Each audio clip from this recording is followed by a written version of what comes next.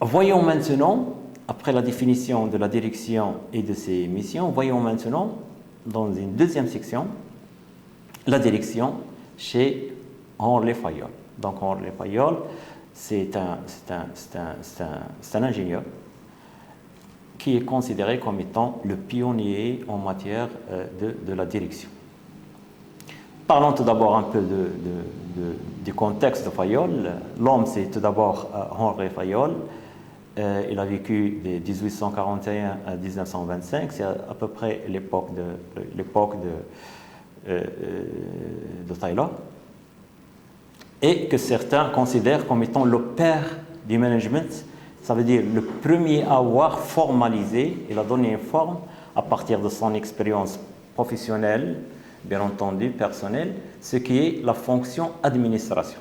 C'est un ingénieur des mines, ça c'est sa fonction de départ. C'était un ingénieur des mines qui a fait toute sa carrière dans une métallurgie, une entreprise dans le métier du métal, qui était très diversifié avec des mines de charbon où Fayol a exercé des fonctions de responsabilité. Sa carrière dans cette société a commencé comme ingénieur, tout d'abord, mais un ingénieur qui a démontré sa grande capacité comme gestionnaire. Il a terminé finalement sa carrière par le poste de directeur général de la société mère, même s'il n'était pas actionnaire, chose qui était considérée comme étant rare. Donc son succès en matière de management était le seul atout dont disposait Fayol. Elle a occupé ce poste de directeur général pendant 30 ans jusqu'à sa démission en 1918 pour des raisons de santé. Elle a publié en 1916, donc un peu le même cheminement que Taylor. Elle a publié un ouvrage, un texte, ce n'était pas un ouvrage au départ, il est devenu par la suite, il a publié en 1916 un texte intitulé « Administration industrielle et générale ». D'ailleurs, il y a des extraits de ce texte qui sont téléchargeables sur Internet. Par cette publication, il a voulu tout simplement transmettre la méthode qu'il a fait réussir.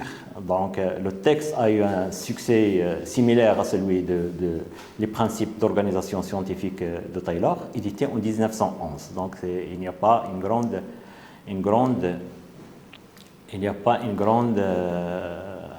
étape entre les deux publications. On peut considérer ça comme étant que se sont intervenus dans la même période. On va parler un peu de ce texte-là pour définir un peu le contexte général où s'est inscrit un peu la pensée de Taylor. Le texte de Taylor comprend 4 parties. Donc la première partie est intitulée « Nécessité et possibilité d'un enseignement administratin », donc pour signifier administratif, au sens qu'on donne actuellement au mot administration. Donc c'était nécessité et possibilité d'un enseignement administratif. Deuxième partie, principes et éléments d'administration. Principes et éléments d'administration, et là où elle donne ces principes, et là on va voir le caractère normatif de la pensée de Fayol, il cherche des principes. Et la troisième partie, observation et expérience personnelle, donc son travail a été réalisé à partir de son expérience personnelle. Et en dernier lieu, leçon de la guerre. Là, c'est cette dernière partie, il faut lire le texte pour voir un peu à tel point cette leçon de la guerre a déterminé un peu le cheminement de la pensée de Taylor, de Fayol plutôt. Et les 4 parties sont plus ou moins désordonnées et de l'avis de plusieurs commentateurs. La 4e partie de ce texte, leçon de la guerre, peut parfaitement être considérée comme étant la première partie. D'ailleurs, l'ouvrage, lorsqu'il a été édité en 1916, il est édité sans la 4e partie, seulement les trois premières parties, parce que c'était un peu fait à la hâte, c'était la période de la guerre, donc il fallait organisé, il fallait faire le travail rapidement. Donc, ça, le contexte un peu défini par cette quatrième partie, il a été un peu laissé de côté jusqu'à l'édition finale de l'ouvrage. J'aimerais bien revenir justement à ce texte de la quatrième partie. D'ailleurs, c'est un texte qui est plus ou moins réduit. Ce qui a été retrouvé de cette partie-là, qui est un texte qui définit justement la logique sur laquelle Fayolle a bâti toute sa pensée sur l'administration générale. Contexte général de la France au 1916. Donc, en cette période-là, en 1916, la France est sortie vaincue de la Première Guerre mondiale. Pour Fayolle, la cause de cette défaite ne résidait pas dans le manque de bravoure et de courage des soldats français, bien au contraire. Le texte, il y a des louanges, il exalte un peu l'attitude et le courage des soldats. La cause, selon lui, réside dans l'absence de chef capable de diriger. Je lis le paragraphe de ce texte qui est déjà très court, où Fayolle pose des questions. Et le texte est établi sous forme de questions et de réponses en même temps. Leçon de la guerre. Le soldat français a fait preuve de l'endurance la plus remarquable, d'une énergie surprenante, d'un courage sans pareil. La nation tout entière s'est donnée avec un dévouement absolu. Personne ne doute de l'intelligence de nos concitoyens. On sait qu'il y a dans notre pays des hommes hors de prix, avec de tels hommes, un tel foyer d'énergie. De quoi la nation ne serait-elle pas capable si son organisation générale était au niveau de la valeur des individus? Or, nous avons été surpris puisque rien n'était préparé. Il a fallu s'organiser à la hâte, c'est-à-dire au prix des plus grands sacrifices de tout genre. Bon, remarquons à ce niveau, là c'est la note de la rédaction, remarquons à ce niveau que Fayolle fut animé par le même questionnement que celui de Taylor. Donc ils sont quelque part sur le plan des contextes. Il avait les mêmes questionnements, pour ne pas dire le même paradigme. Donc Taylor a lui aussi justifié son travail par une question sur ce que le pays tout entier perd par manque d'organisation. La Fayolle, il nous dit voilà ce que la France perd par manque de chef et manque d'organisation. Je complète le texte de Fayolle. Il n'y avait pas de programme. Pourquoi? Il pose la question. L'organisation, les programmes sont faits par les chefs, ne peuvent être faits que par eux. Nous manquerions donc de chefs capables, assurément. Je ne dis pas intelligent ou instruit, je dis capable. Pourquoi n'y a-t-il pas eu à la tête des pays des hommes capables de gouverner, prévoyants, organisateurs, informés, sachant susciter le dévouement, inspirer la confiance? C'est parce que la nation ne sait pas quelles sont les qualités qu'elle doit demander à ses chefs. Elle croit que l'éloquence, la science mathématique, la qualité d'élu donnent la capacité administrative. Grande erreur. Fin de citation. Donc, ce qu'on remarque dans ce texte-là, il est d'ailleurs un texte très important pour plusieurs raisons. Tout d'abord, il montre le contexte général où s'inscrivait l'œuvre de Fayolle. Ça, c'est clair et net. Deuxièmement, il résume l'importance des chefs ou de la direction, le rôle des chefs et le rôle de la direction dans l'organisation. Et troisièmement, il montre que l'administration est une compétence à part, indépendante de la compétence technique ou des savoirs du dirigeant. Le chef doit avoir des qualités qui ne découlent pas de ses compétences techniques ou scientifiques, mais des compétences administratives. Pour lui, l'administration est une science qui doit être enseignée. Donc là, c'est un peu l'objectif de la première partie de son ouvrage. Et c'est dans ce cadre qu'il a défini les fonctions d'un dirigeant. donc ce qu'on va voir dans le point suivant. Et ensuite, il a rédigé les principes de l'administration. L'influence du contexte a fait que ces principes sont plus ou moins empruntés à ceux de l'armée, à ceux de la guerre. Il parle des commandements des hommes, l'autorité, la discipline, le chef, etc. D'ailleurs, cette similitude et ce langage emprunté à l'armée va être critiqué par la suite par le courant de la psychologie des organisations, ce qu'on va voir aussi dans la section qui va venir par la suite. Là, c'est le contexte, là, c'est l'homme, ce qui était Fayol, et le contexte général où c'est inscrit et qui a influencé aussi son œuvre. Maintenant, voyons, abordons comment il voit les choses, le rôle de la direction selon Henri Fayol. Pour lui, la direction est une des 6 fonctions présentées, qui se présentent et qui sont présentes dans toutes les entreprises, et qui sont fonction technique, fonction commerciale, fonction financière, fonction de sécurité, fonction comptable et administrative. Et ces fonctions-là, bien entendu, ils ont suivi une certaine évolution. Actuellement, on assiste à l'apparition d'autres fonctions, au lieu de certains qui ont été cités, par exemple, sécurité. Peut-être qu'actuellement, on assiste à une fonction de sécurité informatique ou autre chose, à une fonction marketing, mais dans le temps, ce n'était pas ça. Et le contexte dans lequel il a travaillé, son expérience personnelle, a fait que cette fonction de sécurité était très importante. Il a travaillé dans une mine, il y avait des incendies, il y avait un risque énorme, donc il a fallu mettre en place une fonction dédiée à ce domaine-là.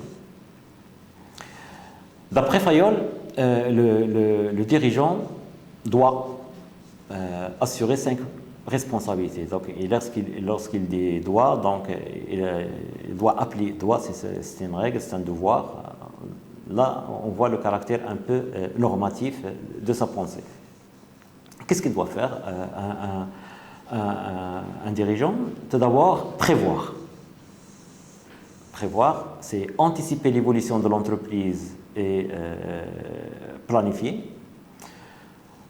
Deuxième lieu, organiser, c'est-à-dire répartir les tâches, les responsabilités, les moyens matériels, financiers et humains. En troisième lieu, c'est commander. Ça veut dire tirer le meilleur parti des agents. En quatrième position, c'est coordonner, donc faire que les différentes activités s'ajustent avec harmonie entre elles. Et enfin, c'est contrôler. Le contrôle est très important aussi chez Fayol. C'est veiller au respect des règles, des ordres et des directives données. Donc là, déjà, au niveau de ces 5 responsabilités, on voit un peu les similitudes qui existent entre la pensée de Fayol, les concepts utilisés, les termes utilisés et ceux de la guerre. Selon Henri Fayol, la capacité essentielle des grands chefs est la capacité administrative. Donc un chef doit être en mesure d'administrer et de maîtriser les outils de la direction malgré une éventuelle incompétence technique. Le chef peut réussir à diriger une organisation. Donc il ne suffit pas d'être bon sur le plan de son métier. C'est un bon ingénieur ne peut pas forcément diriger, c'est le manque des outils administratifs. C'est un peu le sens que Fayol a voulu donner à cette citation. Mais aussi, c'est quelque chose qui découle un peu de son expérience professionnelle. C'était un ingénieur des mines qui a travaillé dans la mine et par la suite, il est nommé directeur général. Donc, ce n'est pas sa compétence technique dans la mine qui va l'aider à gouverner, à commander des profils et des métiers différents. Donc là, il s'est appuyé sur ce qu'il appelle l'outillage administratif. L'outillage administratif qu'il résume en 3 points. Donc, ce sont des outils de gestion qui constitue le point fort de la pensée de Fayol. Programme d'action, donc c'est le premier qui a parlé d'un programme d'action, donc d'un plan stratégique et tactique. Conférence des chefs de service, donc ce forme de réunion de concertation entre les chefs des différents services. Les tableaux d'organisation, donc c'est le premier qui a parlé d'un organigramme au sens actuel. C'est celui qui a organisé le recrutement, la formation, la comptabilité et le prix de revient et institué le contrôle. Donc là, c'est ce qu'elle appelle l'outillage administratif qui aide un chef à commander même si il est incompétent sur le plan technique. Ou bien, même s'il est fort sur le plan technique et il manque de compétences sur le plan administratif, en s'appuyant sur cet outillage administratif, il peut arriver à bon port. Il y a l'apport de Fayol peut être résumé en 2 points importants. Donc cet outillage administratif, on va le voir par la suite, et les 14 principes d'administration. Ces 14 principes commencent tout d'abord par le principe de la division du travail. Il nous dit que la division du travail relève de l'ordre naturel. Il a pour but de produire plus et mieux avec le même effort. L'argumentation est un peu similaire à celle d'Adam Smith dans son ouvrage Les causes de la richesse des nations. Donc il croit lui aussi à la division du travail. Il la met même au niveau d'un ordre naturel. Deuxième principe, à signaler que ces principes sont organisés ou bien sont présentés par ordre d'importance chez Fayol. Deuxième principe important, c'est l'autorité et la responsabilité. Donc il parle de l'autorité. Pour lui, c'est le droit de commander et le pouvoir de se faire obéir. Donc c'est le droit de commander et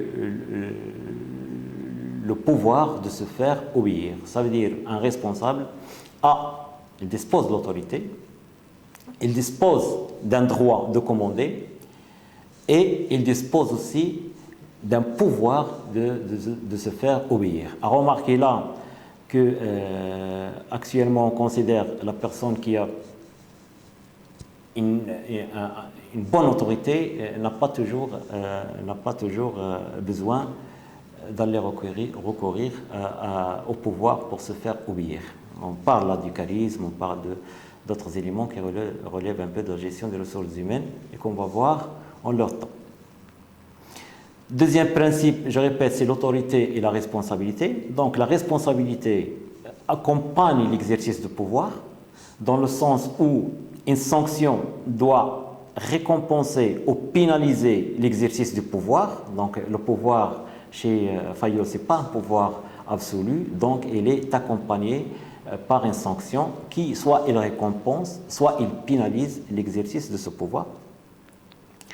Troisième principe important pour lui, c'est la discipline, donc le respect des conventions qui ont pour but l'obéissance, l'assiduité, l'activité, la tenue, les signes extérieurs de respect, et j'en passe. Donc tout un ensemble de critères qui rentrent un peu sous le chapitre de cette discipline. Donc le respect, la discipline, l'assiduité, les signes extérieurs, etc. Quatrième principe, ça aussi c'est très important et on va voir par la suite qu'il va déterminer un peu la structure prônée par Fayol, la structure organisationnelle, c'est l'unité de commandement. Pour lui, un individu ne doit recevoir des ordres que d'un seul chef. Aucune autorité n'est possible, selon Fayol, si ce principe n'est pas respecté. Donc, l'unité de commandement, il y a un seul chef qui commande. Ensuite, il y a l'unité de direction. Pour un ensemble donné d'opérations visant le même but, il ne doit y avoir qu'un seul responsable. Et remarquons que ces 5 premiers chapitres, là ils sont directement, c'est le contexte un peu de la mine qui explique la pertinence ou l'importance de ces règles, mais aussi le contexte général de la pensée de Taylor que j'ai expliqué auparavant. Donc il y a d'autres principes, la subordination de l'intérêt particulier à l'intérêt général, donc l'intérêt particulier de l'individu doit être secondaire par rapport à celui de l'organisation. Il parle de la rémunération des personnels, donc c'est une évidence, la rémunération doit dépendre de l'effort de chacun et doit être équitable. Il parle de la centralisation. Fayol considère qu'il s'agit d'un phénomène naturel. Il parle de la hiérarchie. Chaque personne doit connaître sa position dans la hiérarchie de l'entreprise, donc il a l'importance de l'organigramme. Il s'agit de la série des chefs. Il définit la hiérarchie comme étant une série de chefs qui va de l'autorité supérieure aux agents inférieurs, aux subalternes. C'est la voie par laquelle doivent passer les communications pour garantir la transmission des ordres et compte rendu et s'assurer que le principe de l'unité de commandement est parfaitement respecté. Il y a d'autres principes comme par exemple l'ordre matériel et social qui contribue à l'efficience de l'entreprise. Fayol nous parle d'une place pour chaque personne et chaque personne a sa place. Il parle aussi de l'équité comme étant un principe. Il faut traiter les subordonnés sans aucune préférence personnelle. Il parle de la stabilité du personnel qui contribue à un meilleur résultat général. Il parle, et là aussi c'est très important, parce qu'on va voir par la suite quelles sont les similitudes et les différences que présente Fayol par rapport à Taylor. Taylor, elle parle du principe de l'initiative, ou principe d'initiative, c'est la possibilité de concevoir et d'exécuter. Donc, il laisse un peu la possibilité aux ouvriers de prendre des initiatives. Donc, il s'agit de la liberté de proposer, bien entendu, dans le cadre d'une initiative globale qui concorde avec celle des chefs. Et là aussi, il faut voir un peu l'influence du contexte de la mine. Imaginez-vous dans une situation où il y a des problèmes au niveau de la mine, donc il ne faut pas attendre que les décisions viennent d'en haut, il faut que les ouvriers soient capables de réagir de par leur propre initiative. Il parle en dernier lieu de l'union de personnel. Il y a une recherche il y a là une recherche de l'harmonie dans la gestion des personnels. Donc, pour lui, il faut éviter un peu cette action de diviser pour régner. Donc là, ce sont les 14 principes de Fayol et qui nous dit qu'il suffit tout simplement de les appliquer pour qu'un chef soit digne de ce nom et capable de commander et de gérer son organisation. Ce qu'on peut dire en conclusion, c'est de voir un peu quelles sont les similitudes ou bien les différences que présente Fayol par rapport à Taylor. Bon, les similitudes entre Taylor et Fayol, on dit souvent que ce que Taylor est pour l'atelier Fayol est pour la direction. Donc, sont tous les deux des ingénieurs engagés dans la résolution des problèmes qui se posent dans leur terrain respectif. Et tous les deux, on a vu ça, on sentait l'importance de l'organisation dans des contextes particuliers. Fayol dans le contexte de guerre de la France, Taylor dans le contexte de profiter un peu, amener le pays à gagner sur ce développement qui se développe dans tous les domaines scientifiques. Donc l'organisation constituait une perte, un coût très, très énorme pour toute l'économie des États-Unis. Seulement, là, la pensée de Taylor a été, c'est intervenu dans un contexte où les industries en forte croissance étaient plus ou moins similaires à celles de la sidérurgie, de la métallurgie. Donc, il fallait tout simplement de spécialiser le travail, de faire une séparation entre les tâches d'exécution et de conception pour que la production et la productivité augmentent. chose qui ne se présentait pas dans les mines. Donc, dans les mines, il y a une culture particulière. Donc, il y a des problèmes techniques spécifiques. Par exemple, l'imprévisibilité des conditions concrètes de travail. Donc, dans ce contexte des mines, il y a une certaine incertitude sur le rythme de production. Le contexte de Taylor, c'était un contexte où on peut tout prévoir, donc spécialiser, par la suite standardiser, la matière première est là, le marché est là, donc il suffisait de faire ça pour que la production suive.